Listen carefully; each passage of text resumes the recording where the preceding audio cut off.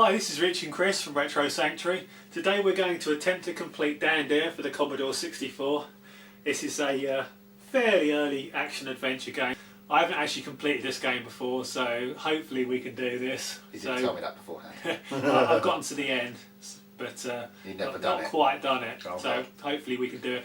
And remember, as I've said before in the videos, the C64 isn't very good, so it could well just keep crashing and stop us from completing it. Come on, little C64. You can do it. Hopefully it will last out again like it did before. Yeah. So you ready then? Let's go. Load up the game? Let's load up. It's on. Okay. Dan landed on Anastasia and set off to find the Mekon. And he's looking at you now. Oh, right, okay. Is that the Mekon? That's your pet. I can't remember what it's actually called at the moment. Oh, is that guy a bad guy? Yeah. Okay, so can I punch him? You can, but the combat in this game is a bit iffy. You got to hold the button down and push forwards, I think. That's better. He's running away. Come back! Oh, I'm done with you, mate. I like the style of it. It's been like in a comic book. If you see that higher vine, when that comes up, you can hold the fire button down. So now you can press fire. Dan does nothing. Yeah, you're not putting a different direction. Dan cuts off the vine. If you let go there, then he'll do that. Dan does nothing. Dan now has 2 vines. Okay. So I can use the vines at some point, yeah? Dan does nothing. Dan cuts off the vine. I don't want to cut my way out, do I? Dan ties on a vine. Ah, now I can go lower. Yep. Yaha! Okay. Now, why can't I go right though?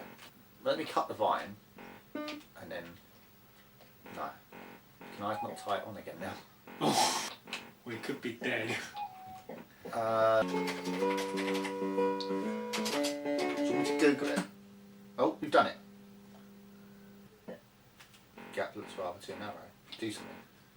Twice the squeeze flip. Called Stripey. Stripey! The aim is to look at his arms constantly and swap between the 2 types of hits. Yeah. Although it seems fairly safe. God, this really does your hand in. Yeah, it does, doesn't it? Hold on, what's that?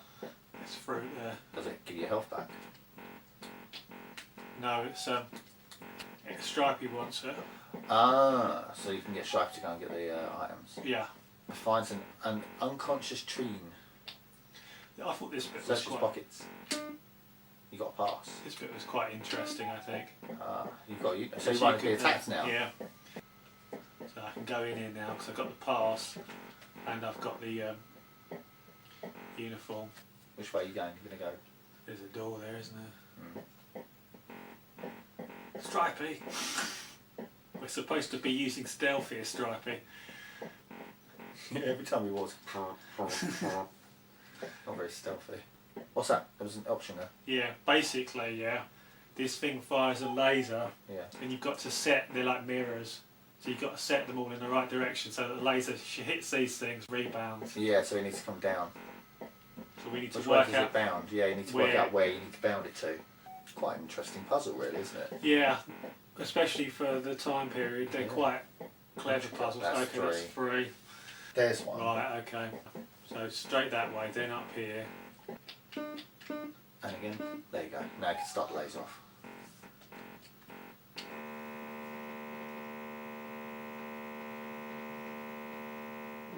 Right.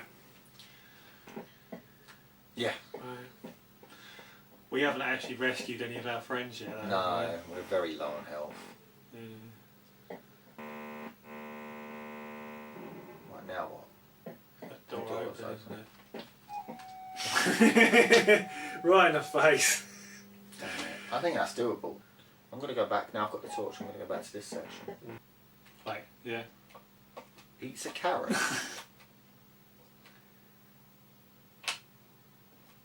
Oh. It's only showing certain parts of the level as well, isn't it? Like an actual torch. Oh! Okay. It's the TV, it's not the game. Oh, it's probably the game. No, it's not, it's still recording. No, it's not. Fuck!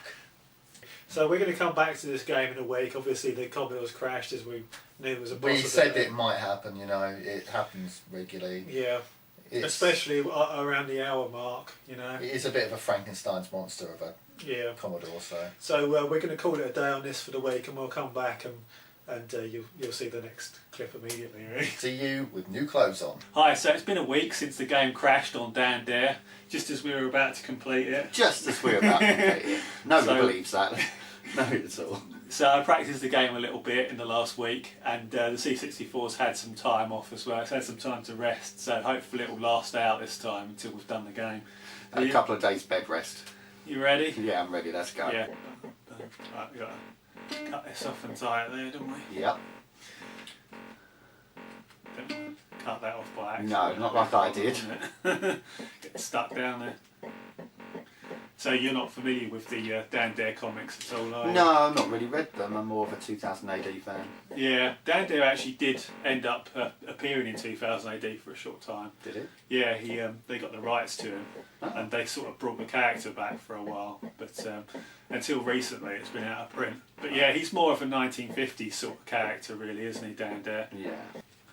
Yeah, the comic he was in, The Eagle, I think it actually had a circulation of nearly 1 million a week at one stage. Wow. So quite ridiculous the amounts they used to sell. Well, I guess that there was no video games around at the time or anything, so all the kids had 1950s. Yeah, all the kids had to do was read comic books. In fact, probably not a lot of cartoons either. I mean, it's not a bad existence. You get to read comic books, get healthy fresh air, and play in the street with your friends and stuff. Yeah, we sound like old people now. Yeah, the comic was actually, when you look back at it, I mean, obviously it's a very old comic, but the artistry in the comic is actually quite good in the old Dan Dare comics. They're very well put together. Very high presentation values for the time. I've gone the wrong way. If you time it right, you could probably do this a lot better, but the thing is, when your hands are up, it protects you as well, so it's kind of worth just constantly punching because it stops him from hitting you, essentially. Yeah, I was looking through the previews to this game the other day, actually, during the week. Yeah. And it looks like there was actually a whole other section of the game. Oh, keep an eye on what I'm doing. But yeah, it looks like they intended a whole different section of the game where you're basically shutting down the satellites that are surrounding the moon before being able to land. But I guess they must have just like run out of time or something before they could implement it into the game. Either that or they just had problems getting it to work right, because obviously the final game doesn't have anything like that in it at all. Right, so we just got to open these doors here with the passes and then just leave, basically. Okay. Because we didn't manage to do that last time, did we? Yeah. Oh, I haven't seen this before.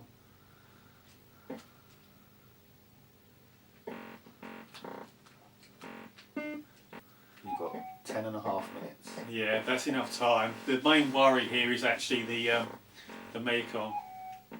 The Mekong can just kill us if we're not careful. Right.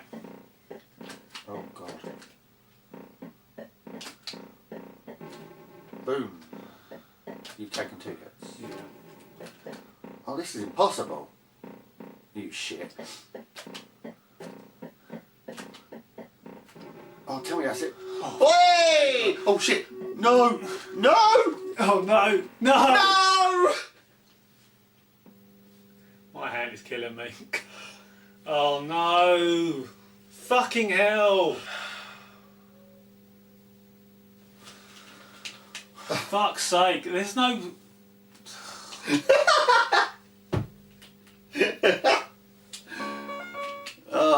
I've died on a Mekong a bunch of times actually, and oh, go away. Yeah, and always going back to the start, it's kind of disheartening, or whatever the word is I'm looking for. Soul destroying.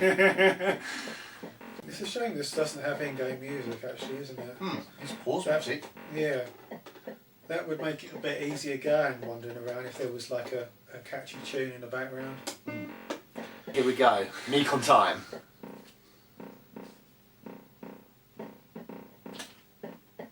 No, you need to be just in front of that black mark.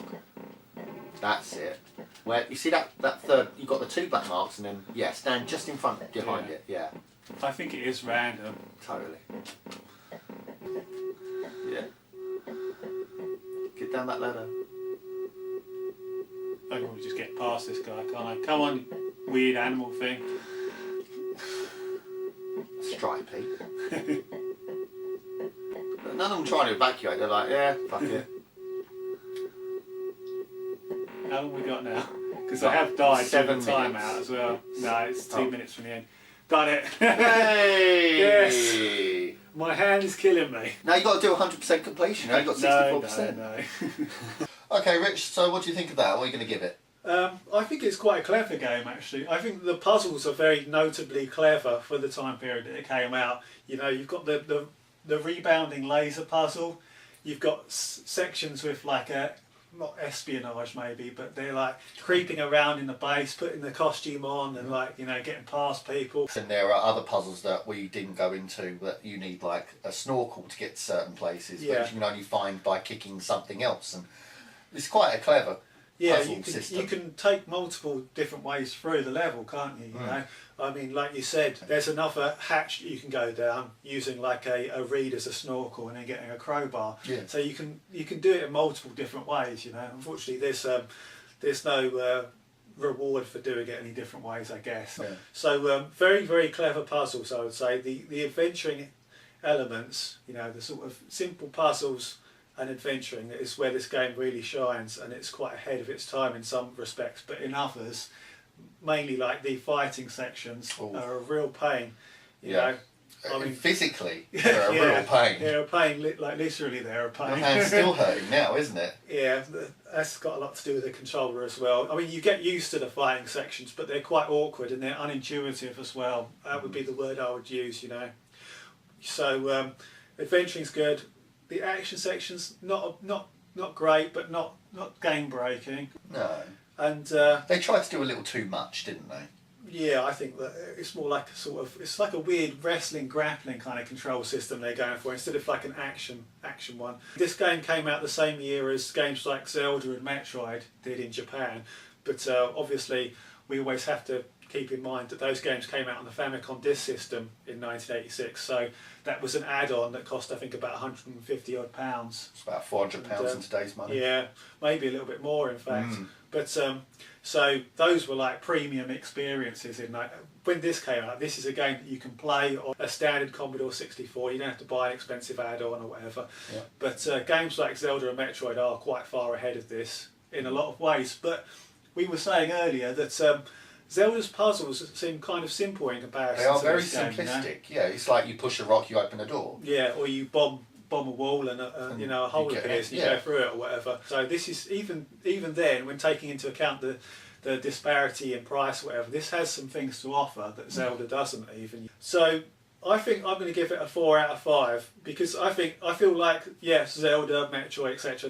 They're the 5 out of 5 games for that year, but they are premium products. So I think we should take that into account a lot with this. This is a great game. Yeah, agreed. So, I'm going to drop it a little. I'm going to say 3 out of 5, basically because the fighting system is a real pain. It really is. I mean, you can just stand there and you can go punch, punch, punch, punch, and you won't do anything for like 10 seconds, and then you'll land a hit, but then you might not land a hit. And also, there was a way of, in essence, cheating it really, because all you have to do is keep pressing the punch button and keeping your guard high. Then you'll never take any damage. You've got to keep the rhythm right as well, though. If you muck up the rhythm, then you get punched in the face. So that's my reasoning for 3 out of 5. Good game. I like the puzzles. The graphics are quite good for the time. Colour usage. Yeah, the graphics are quite good. I mean, even Stripey's quite funny to begin with his little ooh, and yeah, he's it's an odd thing to put in the game, actually, isn't it? Maybe it's just to keep there being a bit of a noise going on or whatever. Yeah, something happening. That's a lack as well. Weird. They had a pause music, which was actually quite good. Yeah. Why they couldn't implement that in game? Yeah, I'm not too sure. We were talking about that as well, weren't we? Yeah, I'm not too sure. In-game music would help this a hell of a lot because you're spending a lot of time walking back and forth doing puzzles that you've you've done a load of times. I mean, at first you're like, wow, that puzzle's cool, you know, it might even shock you a bit, surprise you would be the word I'm looking for, but after you've done it a bunch of times it's just tedious, and some in-game music would have just helped it along. It would have alleviated the tedium, definitely. Yeah. Okay guys, that's Dan Dare for this week. We really enjoyed playing it. Richard's got to rest his thumb and hand in ice, Yeah. because otherwise it's going to swell up to the size of a beach ball. We will see you next week with another game. Take care. See ya.